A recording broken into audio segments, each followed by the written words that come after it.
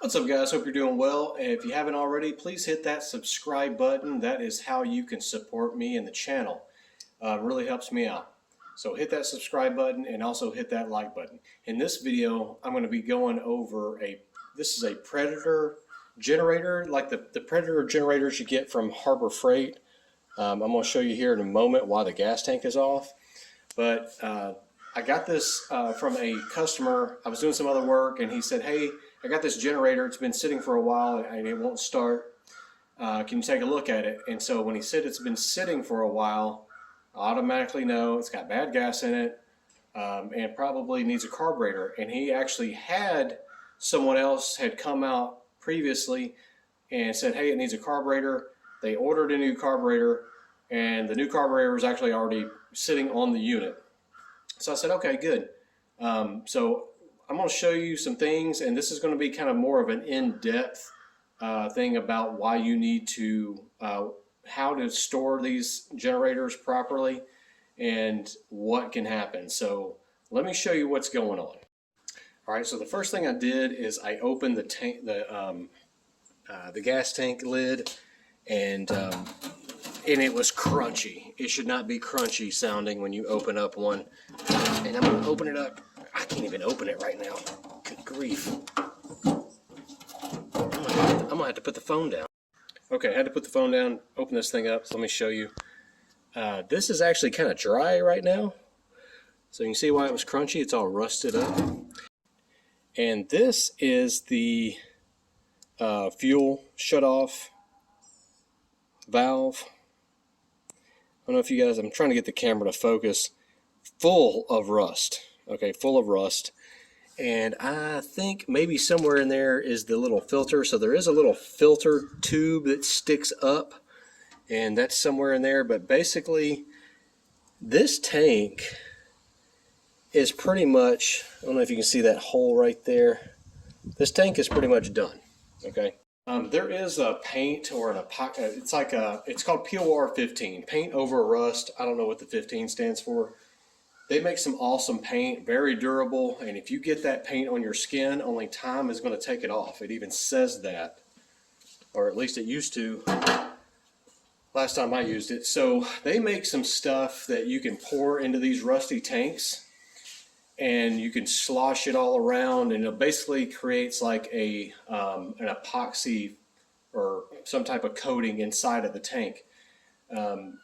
I don't know how much it costs. I want to say, I bet it's going to be at least $100 of an investment to do that. You can buy these tanks for this particular generator for around $100. I don't know what the shipping cost is yet. I'm going to look into that. But what else happened? So fuel tank, we're at least spending $100 on that. Well, probably $150 with shipping or whatever. And after tax and all that, probably $200. So, and I'm trying to stay within, because you can get a new one right now, generator, a 9,000 watt for $900. So you got to kind of be careful of how much you're going to put into this before you can just be like, hey, I can buy a new one. So let me show you the carburetor real quick. This is the carburetor. I'm going to turn the light on the camera. So here's the choke, and then this side, gosh, I can barely even move it. It's so stiff. All right. So what I wanted to do, I went ahead and I took that gas tank off, and I went ahead and put the new carburetor on.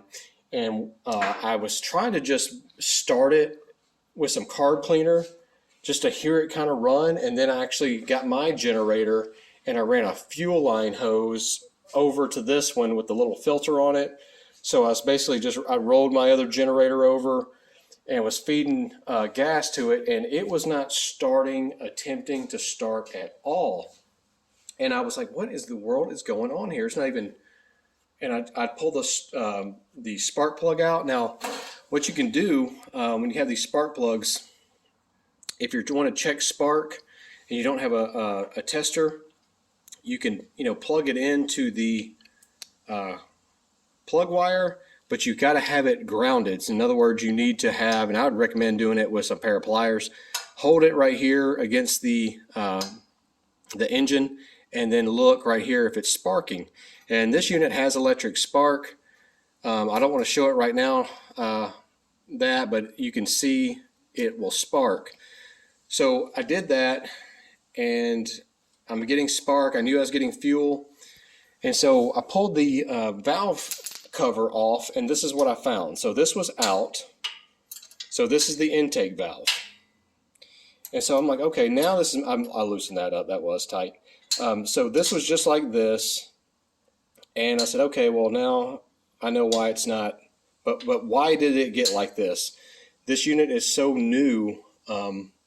He bought it basically new. It's got I don't even know if it's got an hour on it, but he's just let it sit too long with some gas in it. He cranked it up, run some gas. You know, and what you need to do if you're going to store, a generator for a very long period of time without cranking it up, I would recommend every 2 weeks, cranking it up and let it run for 30 minutes. Some people go a month, 2 months, whatever. And it really kind of depends on the country, or I mean, what part of the country you're from, your temperatures and stuff. But I would recommend at least a month. You know, crank it up, let it run for 30 minutes, get nice and warm. And that keeps the oil circulated, gas, but you're going to rotate that gas too. You need to think about that gas is going to get old in that tank. But if you're going to store your generator for a really long period of time, what you want to do is have that tank needs to be bone dry. And if you buy a generator and you're planning on just using it for that emergency situation, put oil in the engine, but don't ever put any gas in it. But if you've already run gas into that through it, you need to run ethanol-free. I recommend some ethanol-free with some stabilizer treatment in the gas, and then drain the gas. Run it until it's empty. So you can drain the tank or drain the carburetor and crank it up and run that thing. I like to just shut the fuel shutoff valve off and just let it run the fuel that's going from the tank down to the carburetor. And it'll run for maybe about, a minute or so, maybe, and it'll start choking down and dying. But you want to have that gas that it's burning be treated with stable, some type of fuel stabilizer. And also, you want to, if you're going to store for a really long period of time, remove the spark plug and put some motor oil down on top and on the top side of that cylinder. All right, and I would even recommend rotating it over to get that oil all over that cylinder on the top side of that thing. And then before you start it up, what you would need to do is remove the spark plug, because you're going to put the spark plug back in when you go to store it. You're going to put the oil in there, rotate the engine a little bit to get that oil everywhere, and then put the spark plug back in. And this is obviously after you've already run the carburetor fully out of gas. Now, getting back on this particular situation, we had a gummed up carburetor, completely destroyed, ruined gas tank, and what I saw was this intake valve is stuck. It's stuck open. So that's why it's not even thinking about firing off, and I'm going to show you right now. I'm going to put my scope down in here and show you guys that. All right, guys, so I got my scope in here and pointing towards the intake valve, and it's actually kind of closed up a little bit. So I'm not really having to worry about having it on top dead center because I don't have the rocker arm applying pressure. And the other day, I noticed this spring was noticeably lower than the other side. And I've noticed when I started shooting this video that it's actually come up a little bit since I've taken the tension off of it. So what was probably happening is when they shut it off, all that gas, the varnish and everything just kind of seized it up. And then as I'm rotating, it's taking pressure on and off, but that valve has gotten stuck in the head. And it's hard to see on this scope, but you can kind of see it's still open a little bit right here. There's a little bit of a crack there. I could put my leak down tester on there and do that, but I'm trying to free up this valve, and I wish I had some footage. This spring, I may have some footage. This spring was a lot. It was like half this. It was compressed down, even though the rocker arm was completely loose from it, and that gap was far bigger the other day. So with the pressure being off, it's kind of that spring is pulling tension and slowly loosening this up. Now, what I'm going to do is spray some oil, probably just some WD-40, and then I'm going to just tap this. I'm going to take a piece of wood and just give this a couple of good taps and hopefully free that valve up.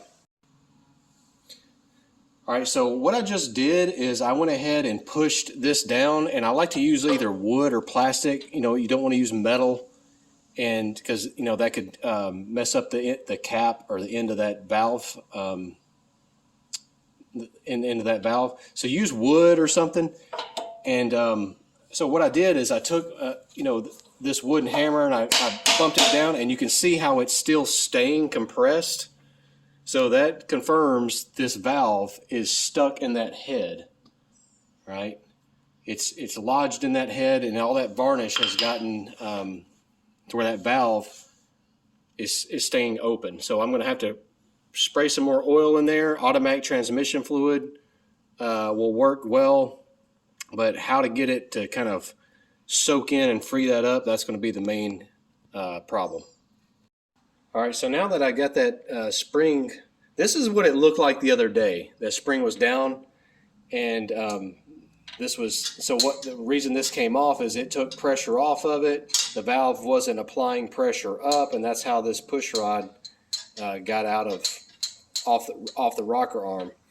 So, and that probably didn't happen until I tried to crank it up, or someone tried to crank it up after that valve had stuck from all the varnish in the gas. Like you can kind of see, well, this is just oil here, that's not gas. But anyway, but on my scope here, turn this light out, so look at all that varnish and stuff. So that valve needs to kind of seat, and that's my next concern, is how well this is going to seal off, because this the valve needs to seal up really good. And I'm just worried about the amount of, you know, tarnish and varnish or whatever, on gunk and goo on the inside of the head here. I'm moving the camera around, the scope camera, because I'm afraid even if this thing gets running, it's probably not going to run good. We might be able to put some type of fuel treatment or something run through here to kind of clean this thing up, and maybe it'll seal up good and run good. I don't feel like taking the head off of this thing and doing all that. I will. I do it all the time at work, but we're trying to stay within budget here of getting this thing where it's worth fixing versus buying a new one. All right, so I'm sitting here thinking to myself, what's the best way to free up this valve? Now, there's an older mechanic at my work.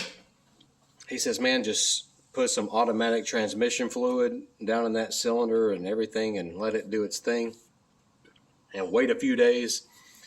I don't want to do that. I'm thinking, then if I do that, then I got to worry about getting it all out. It's going to get into the muffler and burn it all out. It's going to smoke like a freight train after it starts up, and I'm pushing all that oil into the muffler. It gets hot. It's gonna look like a house is on fire. I'm thinking what I'm gonna do is I'm gonna try putting some WD-40. And if you know me, I love WD-40. It works great. I use it on everything. I love it. It does a really good job. It does really good at cleaning and penetrating. And I think that will free it up, and it will not be so bad to burn off. Once it gets going, it'll probably smoke badly for a few minutes, and then it'll burn off a lot faster. And I think it'll penetrate and get this thing freed up. So I'm thinking about trying that, and then I'll have to change the oil, because what's going to happen is this WD-40 is going to thin down the oil. It's going to seep down between the piston rings and get into the crankcase, which this thing is probably needing an oil change anyway, so I don't really care about that. So I think that's what I'm going to do here.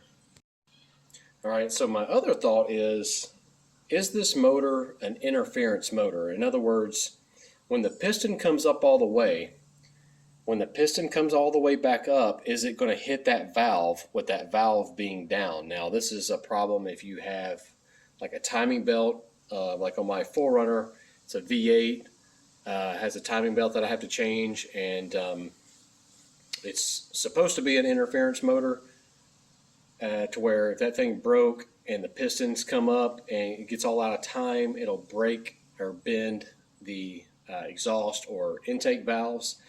So I'm thinking what I'm going to do, because I would like the WD-40 to penetrate into the head. It's going to get in there with the valve open, but if the valve's open, I'm wondering if, and that piston's all the way at the top, are they going to touch? So I'm going to put my scope back down in there, and luckily, instead of bumping the electric start, I'm going to use the recoil and very slowly see if that piston touches that valve. And if it doesn't touch the valve and it's a non-interference motor, that's going to really help me out. I will dump a ton of WD-40 down in here, and I'll bump that electric starter, and that's going to push all that WD-40 one out of the exhaust, but also two up into the head, and hopefully free up that intake valve. So I got my scanner.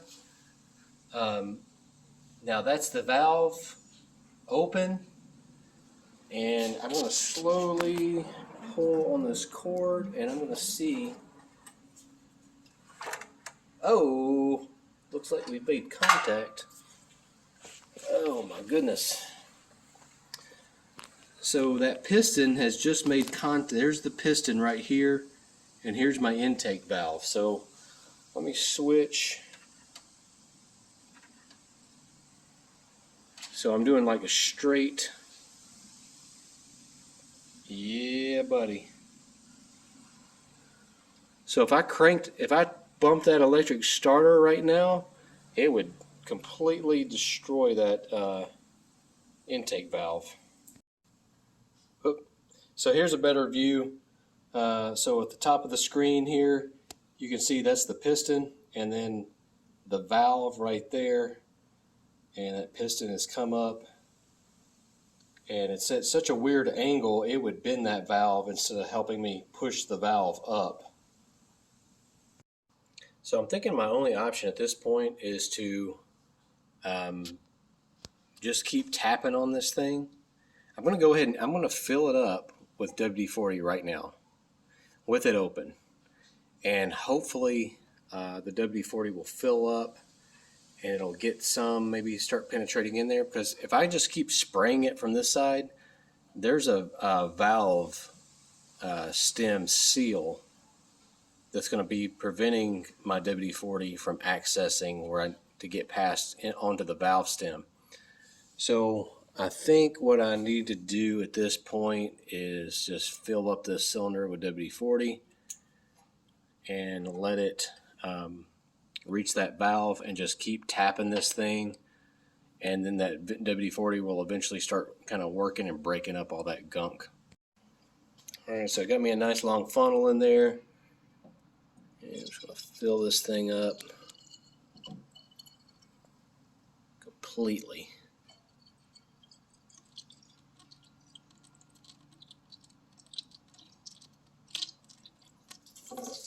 Oh yeah, now we got WD-40 coming out of the carburetor. Not a big deal, I don't care. Alright, looks like old WD-40 did the trick. I let it sit for a while, and I was talking with a buddy for about an hour here, and that spring had come back up, and man, I pushed it back down, and within a few seconds it slowly came back up, and then I just kept hitting it, and now it's rebounding and moving pretty good. So now I need to just get my feeler gauges and figure out what the valve clearance needs to be here. I'm going to probably pop this down a few times and maybe rotate the engine over to push all that whatever excess WD-40 out. And now I need to obviously drain this carburetor because I'm full of WD-40 now. All right, so now that I got it, I got this tightened down, and I got my .005, And just to check, like after you got it all tightened down, a lot of times what I'll do is I'll rotate the engine over a few times, and then I want to check with my next size up, I don't know if the camera is going to focus here, the next size up, the 006, and see if that goes in there nice and easy. You need to adjust it again. So actually that is going in there a little too easy. This is probably actually set, it's kind of a little stiff there, but it went in. It might be all right. It's probably okay, because this side's probably going to go in there just the same. So I'm going to go ahead just at least to crank it up, leave it like that. And right now what I'm going to do is, so now I've got the oil drained out. I'm going to fill it up with some oil, and then I'm going to turn the engine over a couple of times, spray out all the WD-40. It's not going to crank, obviously, because I don't have gas. I'll probably do that tomorrow because it's getting pretty late in the day. So let's go ahead and turn this thing over and see. I've shot out, I bet I had probably half a quart of WD-40 inside of that cylinder. And I've drained the carburetor. So I'm just going to let you see here what it looks like. I think I got everything hooked up. Let's see. Oh, goodness. I was not expecting that. All right, so let's do this again here. Got over the camera, or actually my phone.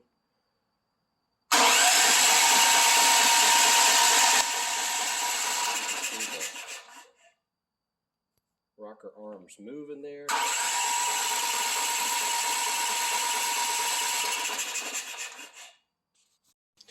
Now I know what a lot of you guys are going to say, oh my God, you let WD-40 get all over your tools. Man, it's not going to hurt anything. I'm just going to wipe it off. If anything, it's going to help clean it up. I'm going to wipe all this stuff off and my tools are going to look new. It's not going to hurt. You can spray WD-40 right in this ratchet and drill and stuff. It's not going to hurt. All right, guys, despite it being a little bit late, it's about 7:30, and got everything put back together. I got the oil in it. I got the valve cover on there, spark plug back in there, and what I did is I rigged up, man, this WD-40 is still on my camera lens. Wipe it off there. Got fuel going from my generator that I know has got good clean gas in it, and going over to, got a little fuel filter here, and going into the carburetor. So I'm basically going to be checking to see how this thing runs, and how this new carburetor does. So I'm going to go ahead and fire it up right now.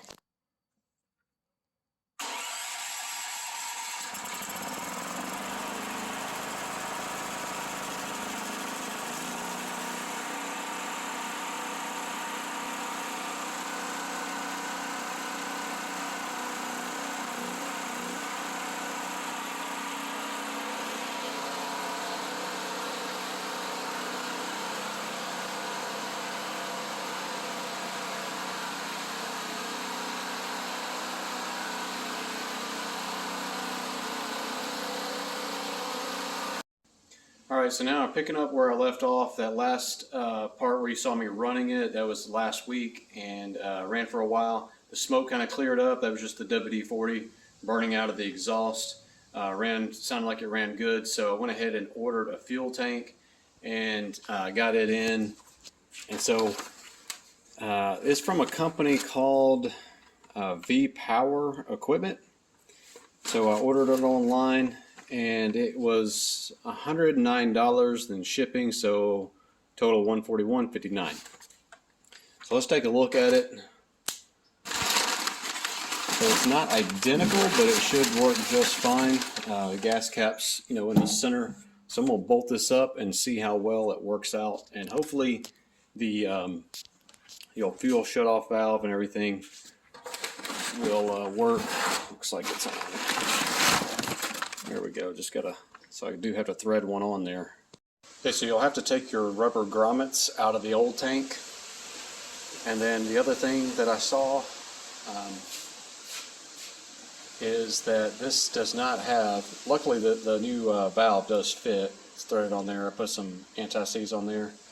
So all I got to do is just pop the little filter right there, little O-ring, put a little bit of oil on it, and screw this down, tighten that down in the right position.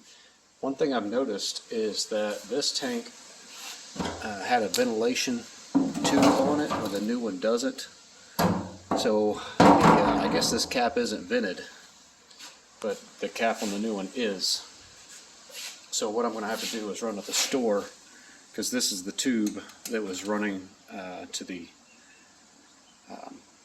ventilation tube on the tank. So I'm going to have to just find a little cap or something to cap this off. Alright guys, so I went to the Lowe's by my house and I found a little rubber plug. Now oftentimes over there in the bolt section, on the bolt, they usually have an aisle with all the screws and the bolts and everything. And on those on the drawers, they'll have like, usually on the end they'll have like one drawer that has all kinds of specialty caps and plugs and things like that. And that's where I found this one, and I'll show you the size real quick. I actually just took a piece of the hose with me, but this is like a 3/8, fits over a 3/8, fits really nice and snug. No need to put a clamp on it. I got the tank on there, and I went ahead and bought some stainless steel little screws, little bolt and nut to put on the battery terminal. Nice stainless steel ones. So I'm about to put some gas in this thing and run it a little bit longer, probably run it for, you know, maybe a good 30 minutes or an hour or so, and see how it does. Alright, so I put some gas in it. What I like about this tank, it's got a little fuel gauge on it. I'm not sure if this other one, I think this other one did have a fuel gauge. Yeah, it had a fuel gauge on it. Mine doesn't have a fuel gauge on it, and I'm thinking maybe I will keep this one and sell that one. Anyway, I'm not sure yet. This one has my gas. I always write down the date of when I last put some gas in it. I put ethanol free in there. I put some stabilizer in there.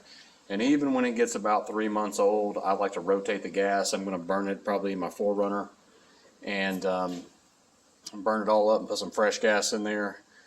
And I still like to crank up the generators every once in a while. That's what, you know, led to this whole situation, is it was run and they just let it sit too long. So right now I got the gas in there, so I'm going to turn the fuel valve on, put it on choke, and let's see what it does.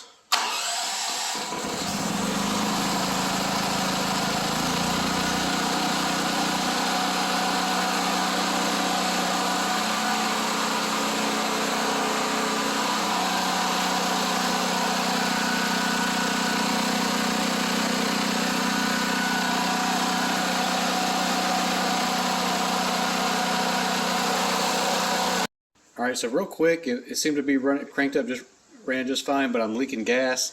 And what it is, I didn't like this little flimsy hose that it came with, and it had some little flimsy hose clamps. Oh, right here.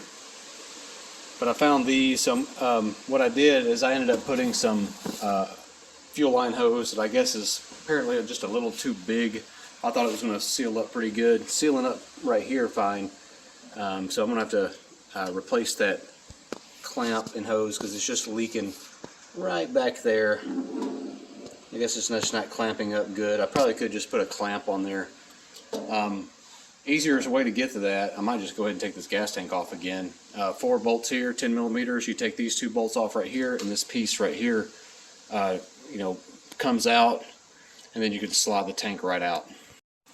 So basically I took that tank off and put this other hose that it came with and found some better clamps. So hopefully that's where it was leaking the gas. As soon as I turned the fuel valve on, it was leaking gas right there. So just one of those little things you run into when doing this type of stuff. Alright, so it just took a couple minutes. I took the tank off and put this new hose on there. So I'm going to crank that on there. Doesn't appear to be leaking now like it was earlier. And one real quick, like, I do like these Predator generators from Harbor Freight. I've had several of them over the years, and for the money, I think they're great. One thing I'm going to do is I'm going to crank these up and run them and let you guys hear the difference in the sound. But first I want to run this one thing. I want to run this for at least about 30 minutes, maybe an hour, and just make sure it's not going to have any issues. So let's try this again. I'm gonna crank it up, got it on choke, fuel's on.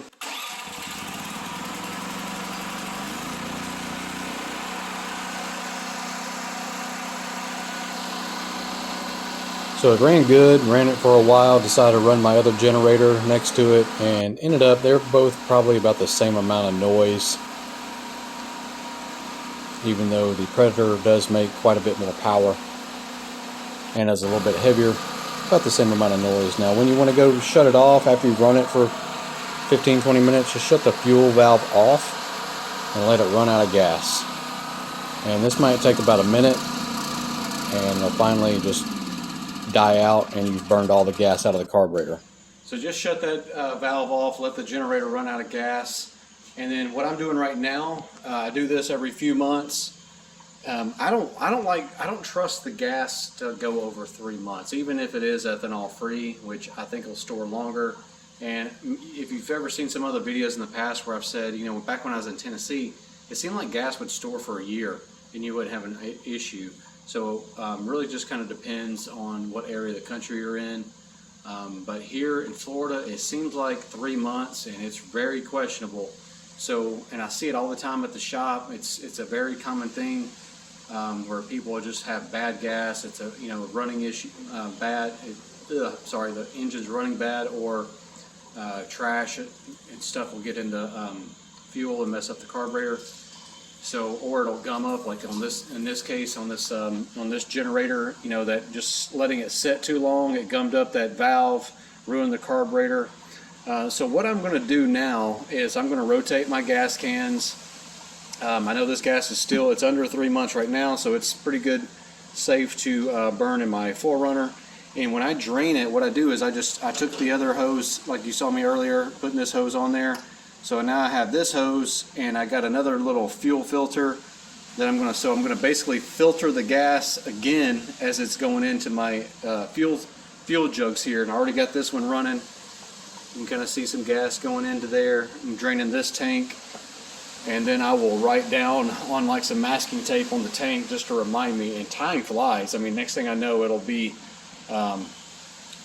ready to do this again. But it's just one of those things where if you want to make sure that your generator is good to go when you need it, you don't want to have to just all of a sudden be surprised with a needed repair. So I'm going to go ahead and wrap up this video, but before I do, I want to show you just go over some of the things that I used. You know, WD-40, you can buy it in this big gallon jug, and I like to buy these spray bottles. You used to be able to find these in the stores, but had to order these online. So you can just take this cap off and refill it, and it's just cheaper to buy it that way. Another thing, if you saw that other video where I did the valves on a buddy of mine's mom's mower, this would have helped me out, this cylinder leakage tester. I would have been able to figure out that intake valve was leaking. But once I pulled that valve cover off, I saw that valve was stuck. And what I used then was my Snap-on digital video scope camera, part number BK5600 Dual 85. I love this thing. It takes like 6 AA batteries. Comes in handy. I use it all the time now to figure out, kind of diagnose certain things. You can just slip that thing down in there into certain areas and see a very good picture of what's going on. And real quick, one other thing about WD-40 is it doesn't really hurt anything. I wouldn't lose any sleep if I had to store a motor for a long time, just filling that thing up with WD-40. As long as you drain it all out and you know, put your correct oil and gas in there, it's probably going to crank up just fine. It's not going to hurt anything as far as like metal, plastic, rubber. I even got some in my eye in that video. Didn't hurt. But one thing that it does really good is clean stuff. If you ever get anything, whether it be on your hands or on some metal or plastic or whatever, really sticky, tacky, you know, gooey stuff, spray it with some WD-40 and it'll loosen it up and take it right off, and then you can clean the WD-40 off with just some soap and water or some degreaser or something. So I'm going to wrap up this video, and I hope it helps somebody out there. Hope it helps you out. If you guys will do me a favor, subscribe to the channel. That helps me out. I want to thank all my subscribers that have already subscribed. I really appreciate you guys. And stay tuned, and I'll have more videos like this coming soon.